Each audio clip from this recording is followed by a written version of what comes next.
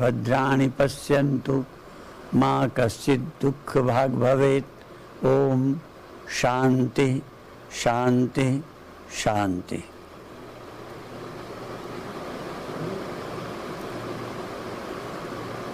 यद्यपि आप मेरे सभी सामने हैं, पर फिर भी आज जो उन्होंने एक एक को अलग करके दिखाया उससे मैं पहचान पाया और मुझे बहुत अच्छा लगा।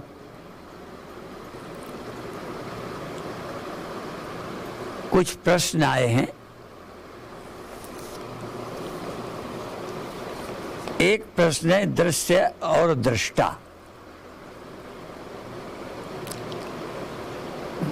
और पूछा है दृश्य को भूलने के लिए अभ्यास कैसे करें।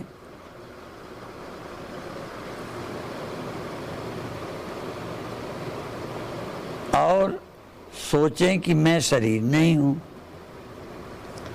तो इस विषय में आप थोड़ा ध्यान दें। दृष्टा को भूलें ये थोड़ा कठिन है, पर आप दृष्टा हैं दृश्य के, दृश्य आप नहीं हैं ये ख्याल कर सकते हो। क्यों कर सकते हो? जो दिखता है उसको मैंने देखा, चाहे देह देखा, चाहे रोशनी देखी, चाहे किसी को देखा, तो जिसको देखा वो दृश्य है, मैं उसका दृष्टा हूं।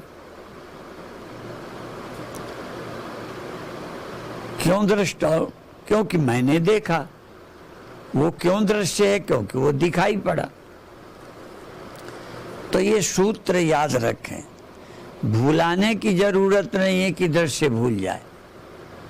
रहे तो ठीक है, चला जाए तो ठीक है। बीते प्रवचन में हमने एक बात कही थी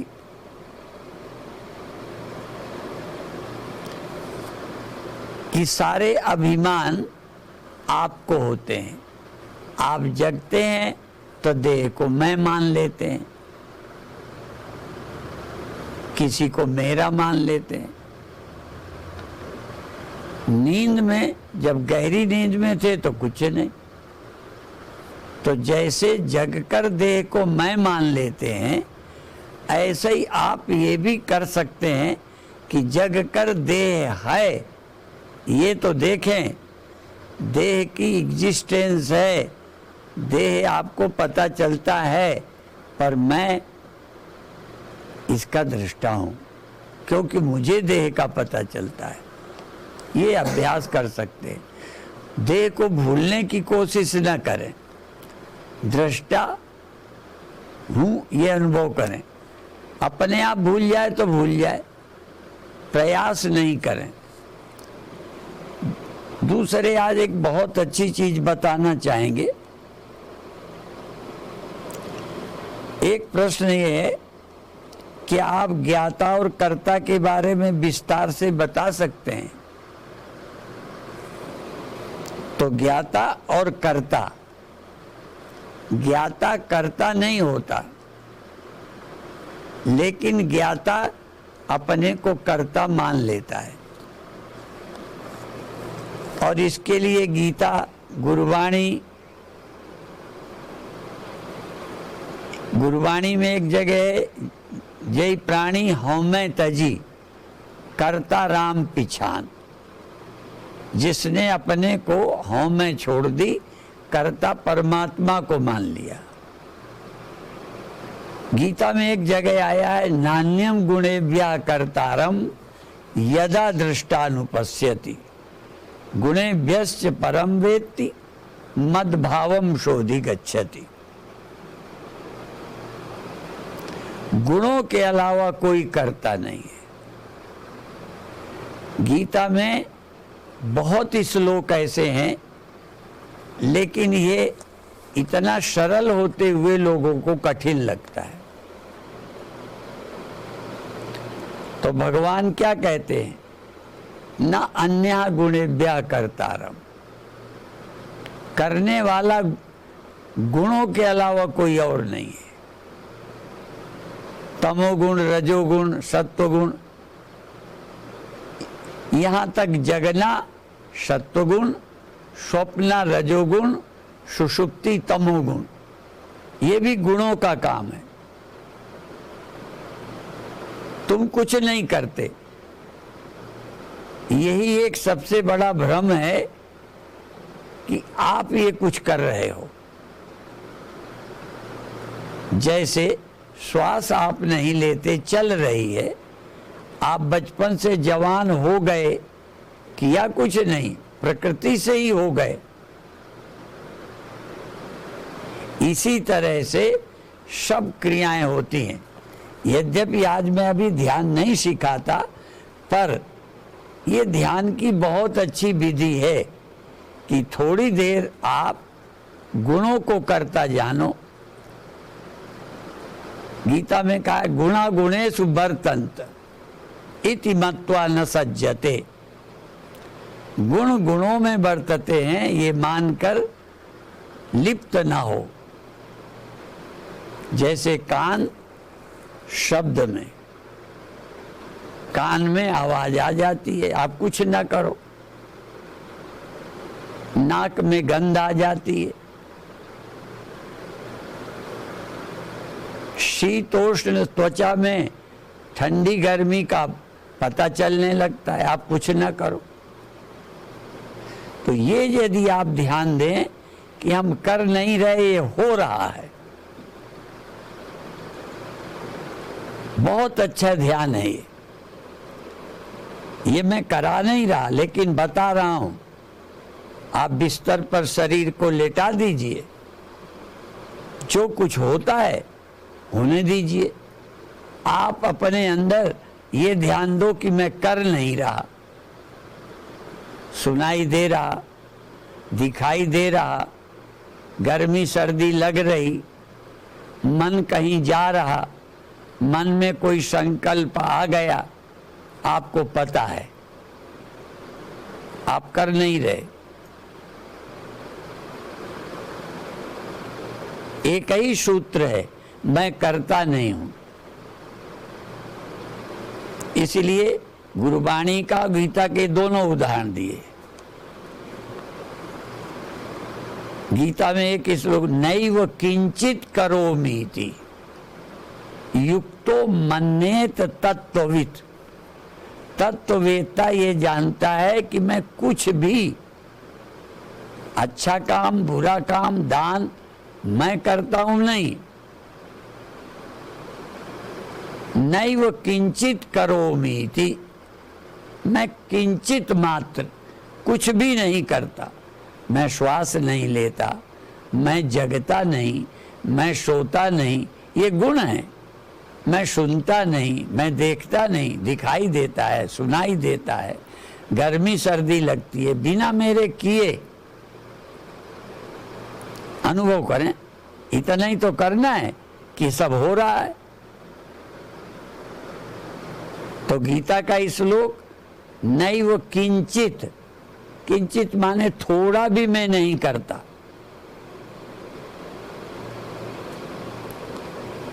युक्तो मन्येत, युक्त पुरुष, आत्मनिष्ठ पुरुष ये जानता है कि सब हो रहा है।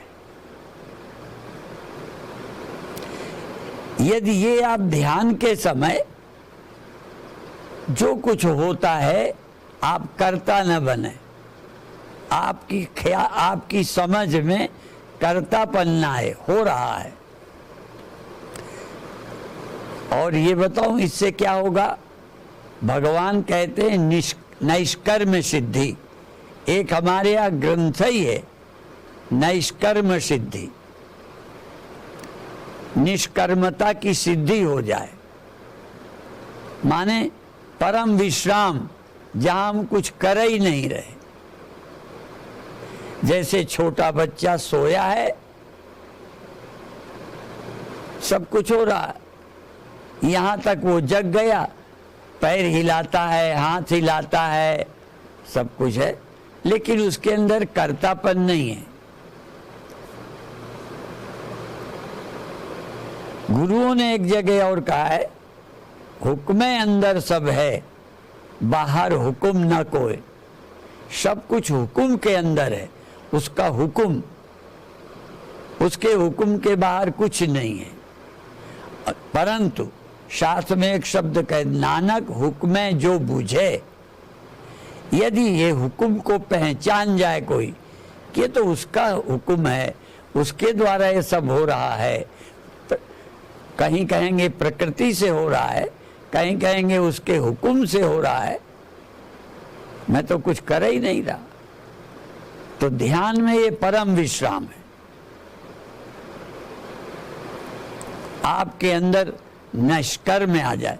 और भगवान ने कह दिया कि यदि तुम सोचो कर्म छोड़ लूं तब निष्कर्म सिद्धि होगी, तो भगवान ने कह दिया न कर्मणा अनारंभात निष्कर्म पुरुषोस्नुते। यदि आप कर्म का आरंभ ही न करेंगे, कर्म ही न करेंगे, तो सोचेंगे निष्कर्म सिद्धि हो जाएगी, नहीं होगी। कर्म रोकना नहीं है, कर्म रोकेंगे तो रोकने के आप कर्ता हो गए, कर्म हो गया। इसलिए निष्कर्म सिद्धि। भारत इस बात में धनी देश है, एक एक ग्रंथ है, यहां बहुत ग्रंथ है, वृत्ति प्रभाकर, चित्त सुखी, खंडन खंड, खाद्य, बहुत ग्रंथ हैं। इतने ग्रंथ हैं कि हमने सारे ग्रंथों के नाम नहीं जानते। इसलिए भारत अध्यात्म धनी देश है। और ये चीज हाथ में आ जाए तो कुछ करना बाकी नहीं रहता, सब हो रहा है। और न ये चुनाव रह गया। कल परसों हमने कहा था,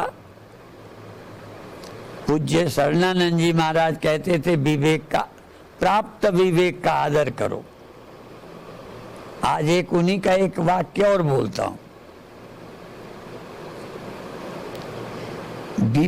विवेक विरोधी कामना का त्याग करो।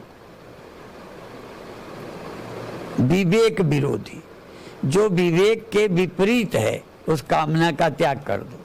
जैसे अमर होने की इच्छा, देह से अमर होने की इच्छा, ये विवेक से अविवेकपूर्ण है, ये संभव ही नहीं है। कई ने तप करके वरदान मांगा, ये सबने सुन रखा है, दिन में न मरूं, रात में न मरूं, बाहर न मरूं, भीतर न मरूं। माने इच्छा की, तप किया, वरदान मांगा, पर सफल नहीं हुआ। तो शरीर तो नाशवान है। जब तक संभव है इसका ख्याल रखो। हम जानते हैं साइकिल है, मोटर है, पुरानी होती है, लेकिन हिफाजत करना, पर पुरानी नहीं होगी ये बात नहीं है। तो ये शरीर जाएगा, तो तैयार रहो। जो पहले से तैयार न थे, पछता पछता कर चले गए। अभी कोरोना चल रहा है, तो तैयार रहो, शरीर तो जाएगा। तो ये सोचना कि शरीर ना जाए, ये गलत है। कुछ दिन ठीक रहे, जब तक हमारी यात्रा पूरी ना हो जाए। हम टिकट संभाल के गाड़ी में रखते हैं, जब तक उतर कर बाहर नहीं हो जाते, बाकी टिकट बेकार है। तो ये भी एक टिकट है, हमें जीवन की यात्रा के लिए टिकट मिला है। अभी हम संभालेंगे, जब हम लक्ष्य तक पहुंच गए ठीक है, ये रह गया तो ठीक है, जाए तो ठीक है। तो हम सब इसके लिए सोचे जरा। तो अब हमने जो बताया है क्या करना है, भगवान ने कहा जब गुणों को करता जानता है दृष्टा, यदा दृष्टा, जो इस शरीर में दृष्टा है, जब ये देखता है। अभी दृष्टा क्या देखता है, मैं करता हूं, पर भगवान ने कहा जब ये दृष्टा, यदा दृष्टानुपश्यति, जब ये दृष्टा ये देखता है कि गुणों के कारण गुण कर रहे हैं, मैं नहीं। जवानी, बुढ़ापा, नींद खुलना, नींद आना, जवान हो जाना, भूख लग जाना, खा लेना, ये तो गुणों का काम है। नींद आ जाना, नींद खुल जाना। आप सो जाते हैं, कई बार माँ जगाती है छोटे बच्चों को, ना जगाए तो क्या सोते रहेंगे? प्रकृति आप ही जगाएगी, प्रकृति आप ही सुलाएगी। और भी समझ लो, पेड़ में जवानी आ जाती है, पेड़ में भी जवानी आती है तो फल आने लगते हैं। एक समय पेड़ छोटा था, वो बच्चा था, उसमें फल नहीं आते थे, फूल नहीं आते थे। तो पेड़ ने क्या किया? प्रकृति ने जवान कर दिया, प्रकृति के अनुसार फूल फल आने लगे। और पहले हर साल फलता था, फिर बीच में 1 साल के गैप से फल आने लगे, फिर फल आने बंद हो गए। अब पेड़ जर्जर होके खत्म हो गया। क्या हुआ? तो आप भी तो एक समझदार पेड़ हैं, और समझदारी का नुकसान ये हुआ कि आप अपने को कर्ता मान गए। पेड़ में कोई नहीं मानता कि मैं बढ़ता हूँ, कि मैं करता हूँ, कि मैं फलता हूँ, कि मैं फूलता हूँ, कि मैंने फल पड़ोसी को दे दिए हैं, कोई ले ले ले ले। यद्यपि वृक्ष फल नहीं खाता, पर वृक्ष किसी को फल देता भी तो नहीं, ना वो देता है ना खाता है, स्वाभाविक है, सब चल रहा है। आप भी क्या, ना कुछ देना है, ना कुछ ले जा सकते हो, ना कुछ तुम्हारा है, सब हो रहा है। आप भी एक वृक्ष हो। इसलिए भगवान ने क्या कह दिया? फल का त्याग कर दो। फल के लिए कर्म ही मत करो। कर्मण्येवाधिकारस्ते मा फलेषु कदाचन माँ कर्म फल हेतु भू माते संगोत्स्व कर्मणि। कर्म का त्याग भी मत करो, फल के लिए काम भी मत करो। क्या सुंदर सूत्र है, धन्य है गीता। इसलिए गीता सुगीता कर्तव्य। आजकल सौभाग्य है कि गीता इंग्लिश में भी मिलेगी, उर्दू में भी मिलेगी, अनेक भारतीय भाषाओं में भी मिलेगी। हर भाषा में टीकाएं मिल जाएंगी। सबसे अधिक टीकाएं गीता पर हुई हैं, इसलिए हर एक को गीता पढ़ने को मिल सकती है। तो कुछ पढ़ो, जब कुछ बहुत थोड़ा समझना पड़े तो किसी संत के संपर्क में समझ लो। यदि आप पढ़ते तो समझने में और सुविधा हो जाएगी। तो इसलिए आप सबसे आग्रह है कि और सब काम करो। अभी अभी कोरोना था, तो कोरोना में लोग अकेले बंद रहे, कोई काम धंधा था नहीं, उगता थे। तो पहले महाभारत और रामायण का सीरियल चला, तो लोग जो बहुत दिन से नहीं देखा था, अपने कमरों में यही देखते रहे, टाइम भी पास हो गया। तो आप क्या करो? कल परसों बताता रहता हूँ कि विनोबा जी जेल में थे, तो इस स्थित प्रज्ञ दर्शन लिखा। लोकमान्य तिलक जेल में थे, तो गीता रहस्य लिखा। तो हम खाली टाइम का सदुपयोग करें, दिन भर काम करो। स्वामी ज्योतिर्मयानंद कभी प्रवचनों में कहा करते हैं, वो तो और कुछ कहते हैं, लेकिन मैं इतना ही कहता हूं कि जो समय आपका दुकान का है वो दुकान को दे दो, जो बेटे बच्चों की जिम्मेदारी का है उन्हें दे दो, जो देश समाज का है उसे दे दो। कुछ समय बचे सो लो, और उससे भी जो समय बचे उस समय का सदुपयोग स्वाध्याय में लगा दो। स्वाध्यायान मां प्रमद, स्वाध्याय में प्रमाद मत करो, कुछ समय निकालो। इसलिए हाँ, और मैंने बता भी दिया कि ये बड़ी विशेष बात है कि गीता हर भाषा में मिल जाएगी, उसकी टीकाएं मिल जाएंगी। तो आप पढ़िए, फिर कुछ समझ ना आए तो पूछिए। अभी तो कार्यक्रम चल रहा है, कार्यक्रम ना चल रहा हो तो फोन से पूछिए।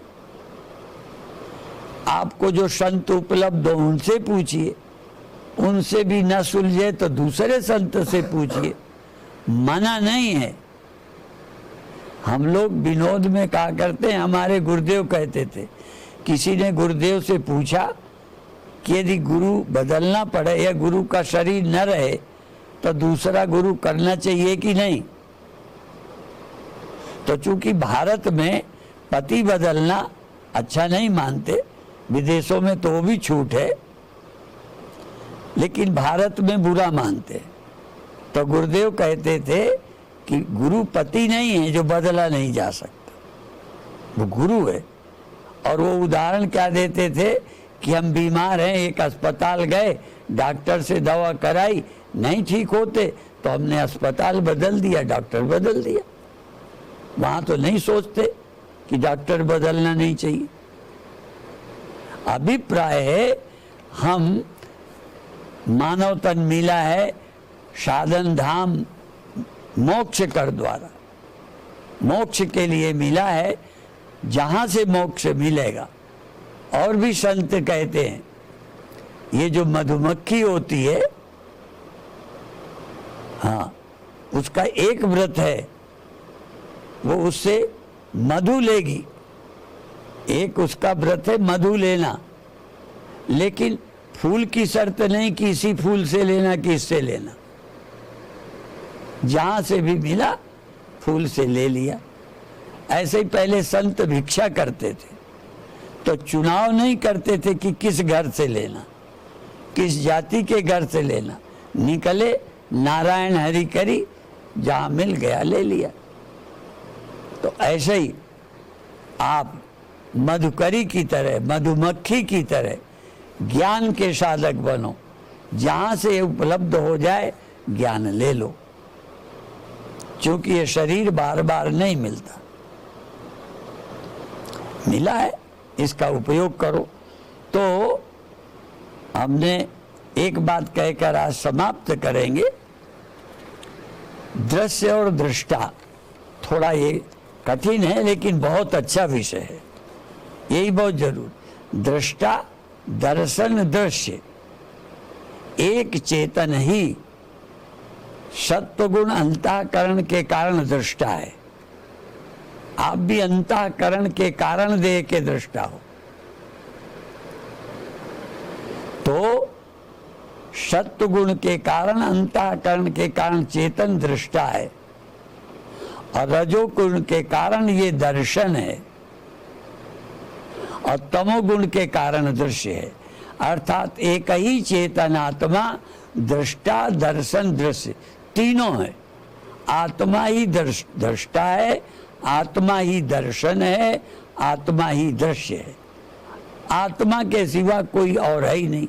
आत्मा ही वेदम सर्वम, ये वाक्य भी है। इस विषय को अगली सभा में स्पष्ट करने का प्रयास करेंगे। फिलहाल आप ये माने चेतन मन के द्वारा दृष्टा, अंतःकरण के द्वारा दृष्टा बन गया। अंतःकरण लय हो गया तो देह का दृष्टा नहीं। इसी तरह ये जो दृश्य जगत है, हमें लगता है तो ये दृश्य क्या है? तमोगुण की प्रधानता के कारण आत्मा ही ये दृश्य की तरह है और कोई नहीं है। इसलिए आत्मा ही वेदम सर्वम। ये जो दिखता है ये भी आत्मा, जो देखता है ये भी आत्मा, और दर्शन भी आत्मा, और तीनों न रहे तो आत्मा। दृष्टा, दर्शन, दृश्य, ये तीनों जहां हेरा है। दृष्टा, दर्शन, दृश्य, ये तीनों जहां हैरान, सोई शुद्ध स्वरूप तू ले आत्म को जान। आत्मा क्या है? जहां न तुम दृष्टा हो, न दर्शन है, न दृश्य, केवल चैतन्य है। तो धीरे धीरे केवल चिन्ह मात्र चैतन्य हो, न जानने वाले, न जानने को कुछ है, दिमाग से हटा दो। मैं जानने वाला हूँ, इसको जानूं कि उसको जानूं कि न जानूं, कल्पना ही छोड़ दो, एक चैतन्य हो। ये भी एक ध्यान की प्रक्रिया है। और दूसरी ये है कि जो दिखाई देता है, तुम ही तमोगुण के कारण ये दिख रहे हो, तुम ही सत्वगुण के कारण देख रहे हो, तुम ही राजोगुण के कारण दर्शन बन गए हो, तुम ही दृष्टा दर्शन दृश्य हो, तुम्हारे सिवा और कोई नहीं है। ये अभ्यास धीरे धीरे कर सकते हो। तो आज अभी इतना कहकर समाप्त करेंगे। और जब तक ये कार्यक्रम चलता है, अभी तो हम लगे हुए हैं, हाँ? और जो कुछ पूछेंगे, सारे प्रश्न मैंने नहीं पढ़े, एक दो प्रश्नों का ही जवाब दिया और उसी में प्रयास किया सब समेट जाए। बहुत प्रश्नों का एक ही उत्तर है, कोई बहुत नहीं है। मूल बात समझ में आ गई तो सब समझ में आ गया। वैसे और जैसे आप सो जाते हो, ध्यान का भी एक विषय एक ने पूछा कि वो रोशनी हो गई और सब चमकाना, सब दिखने लग गया, तो अब ऐसे में क्या यही तीसरी आंख थी क्या, ऐसा पूछा है। तो बहुत अच्छा अनुभव है, अनुभव तो बहुत अच्छा है कि रोशनी, सब रोशनी हो गई और ध्यान करतापन खो गया। तो ये एक बहुत अच्छा अनुभव है। तीसरी आंख कहें या न कहें, पर ये ध्यान रखो, जैसे सो जाते हो तो कोई न कोई अपने स्वभाव के अनुसार स्वप्न हो जाता है। तो जब ध्यान में बैठोगे तो अपने अंतःकरण संसार के अनुसार किसी को रोशनी दिख जाएगी, किसी को कान में ध्वनियाँ सुनाई देने लग जाएंगी, किसी के शरीर में कंपन होने लग जाएंगे, किसी का शरीर हल्का हो जाएगा, किसी का शरीर भारी हो जाएगा, किसी का शरीर फैलने लग जाएगा। जैसे प्राणांत होने पर शरीर अपने आप फूलने फैलने लग जाता है बिना चाहे, ऐसे ही जब शरीर को छोड़ दोगे, चाहे बैठे चाहे लेटे, तो कुछ होने लगेगा। उस होने को जीवित रहते देखते रहो। शरीरांत होने पर देखता नहीं, इसमें तुम देखते रहो, शरीर फूल रहा है, सिकुड़ रहा है, क्रियाएं हो रही हैं, जो होता है उसके दर्शक बने रहो। चाहे इसको विपस्सिना कह दो बुद्धों के हिसाब से, चाहे इसे सुदर्शन क्रिया कह दो, चाहे इसे और कुछ कह दो, या केवल राग द्वेष रहित होकर जो कुछ होता है उसके दर्शक बने रहो। तो अपने आप जो कुछ होना है हो जाएगा। बाकी चर्चा फिर करेंगे। ओम शांति शांति।